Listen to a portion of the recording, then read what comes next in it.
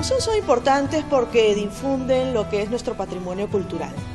Esto ayuda a crear identidad al peruano, a entender sus raíces, a entender qué cosa fue el Perú precolombino, el Perú colonial, el Perú republicano. El museo también ayuda a investigar todas estas raíces, a difundirlas. Entonces, el museo realmente es importante, no es simplemente una sala de exposición, conlleva mucho más en el fondo, conlleva, como les digo, el patrimonio, la conservación del patrimonio, la difusión de este, la conservación y sobre todo la investigación.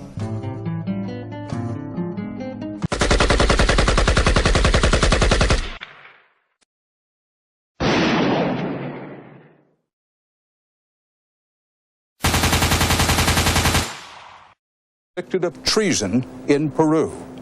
Is Lori Berenson a terrorist or simply an activist in the wrong place, wrong time? Peter Van Sant takes you to Peru.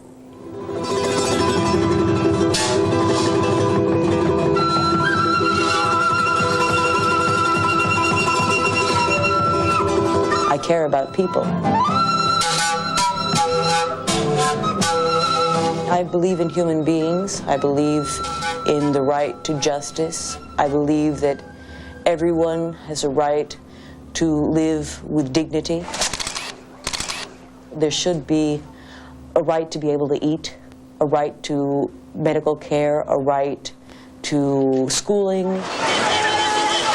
Lori Berenson was just 26 years old when she was sentenced to life for allegedly helping to plan a terrorist attack on Peru's Congress. It's a crime she says she did not commit. I'm not a terrorist by any means. Quite to the contrary, I do not believe in any act of terrorism. For almost 2 years, I was isolated. I was not allowed to see anyone, hear anyone, talk to anyone. Like this inmate, Lori was kept in a special prison for terrorists, located 13,000 feet high in the Andes Mountains. I notice your hands are a bit purplish. They're discolored. They bleed. For a year and a half, she was allowed out 1/2 hour into the sun in the cold, concrete, dark cell 23.5 hours a day. Mark and Rhoda Berenson are Lori's parents. Since Lori's arrest, they left their jobs as college professors to lobby public officials and the media to fight for the release of their daughter. Lori grew up in New York City with a love of music. For the times they are changing. As a young girl, she appeared on this children's show. What do you feel like when you're singing? It's like I'm using some energy in a different way. When Lori was in the 8th grade, she volunteered for a soup kitchen and narrated this commercial for the international service group CARE. Already, over half the children on Earth are hungry and malnourished. And she told me that was really a crucial point in her life. The thought of starving children has haunted her ever since. Lori was a brilliant student who went to MIT, but as she became more politically active, she left school in 1992 for El Salvador. During the war in El Salvador, there were basically two sides. There was the government, there was the FMLN, a Marxist guerrilla group. You chose a side. Which one was it? I sided with the search for justice. And for Lori, that meant joining the guerrilla movement and working for one of its top leaders. In 1994, she moved on to another troubled country, Peru. There's a lot of poverty. There's a lot of social injustice. Peru was in chaos. Thousands were killed at the hands of terrorists like the Marxist guerrilla group, the MRTA. You can't imagine. Everybody with a generalized panic. Every day was a bomb. Every day was people being killed. 25,000 people killed. This house in La Molina is where Lori chose to live when she arrived in Peru. It's hard to imagine now, but 5 years ago, the government says, this was the headquarters of the MRTA. November 30th, 1995. Police raid the La Molina house. There's a fierce firefight with the MRTA members inside.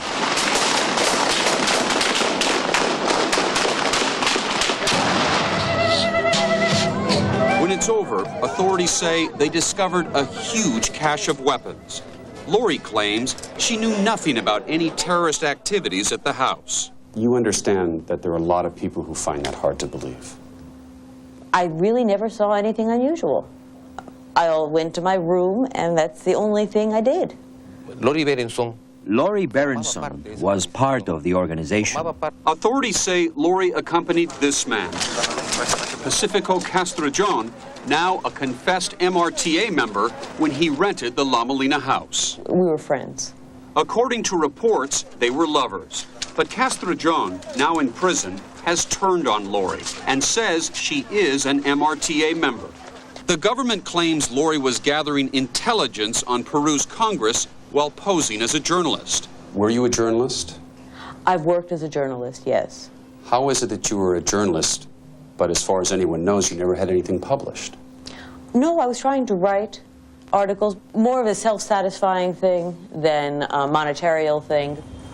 On November 30th, 1995, Lori had spent the day in Congress. When she left, she wasn't alone. With her was the wife of Nestor Serpa, the leader of the MRTA terrorist organization. The two were arrested by anti-terrorist police, but Lori claims she never knew her friend had a connection to the MRTA. People you socialized with were predominantly members of the MRTA. Look, that wasn't much to my knowledge at the time. Lori, you're a very bright person. For me to believe what you just said, wouldn't I have to conclude that you were naive? No, I don't think it's a question of being naive. I think there are things I have, and this is something that I keep till the day. I mind my own business. When they learned of Lori's arrest, her parents rushed to Lima. Within weeks, Lori was brought before a court like this one.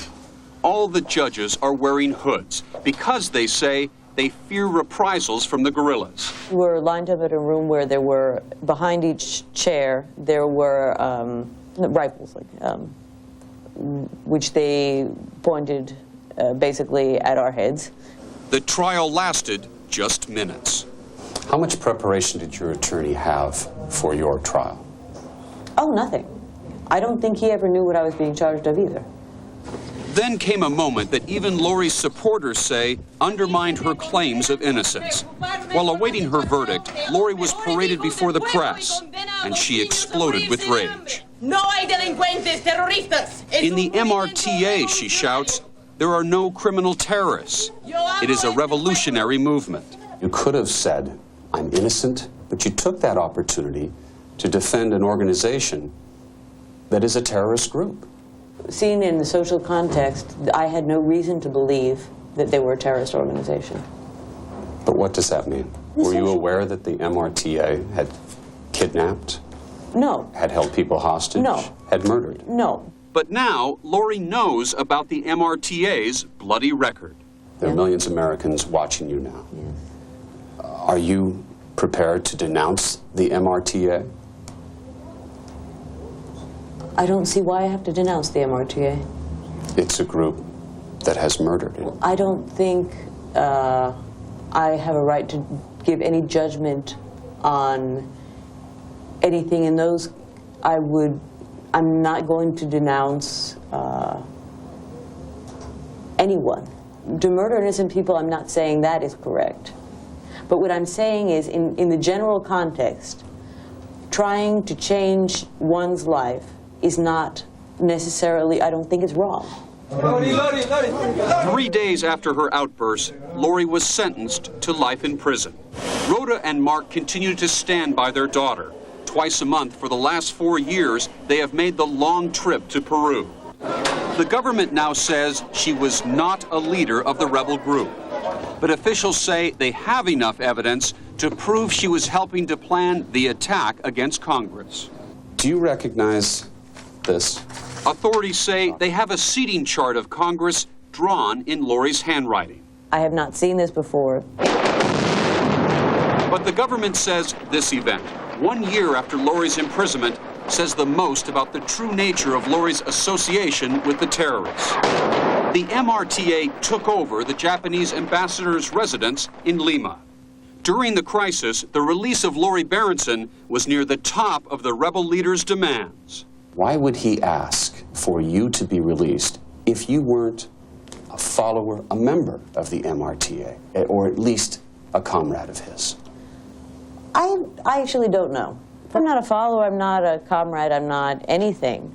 But in the last 24 hours, we have obtained new information that appears to contradict Lori's assertions. The source says the terrorist leader admitted using Lori for, quote, intelligence collection. I've got my principles and I've got to live by my principles. I've got my conscience and I've got it clean.